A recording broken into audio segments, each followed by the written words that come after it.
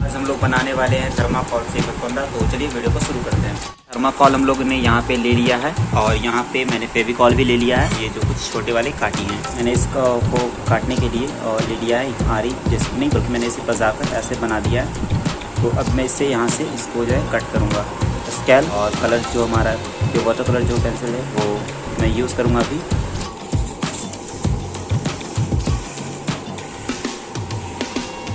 मैंने इसे कट कर लिया है एंड चलिए इसे आगे कट करते हैं।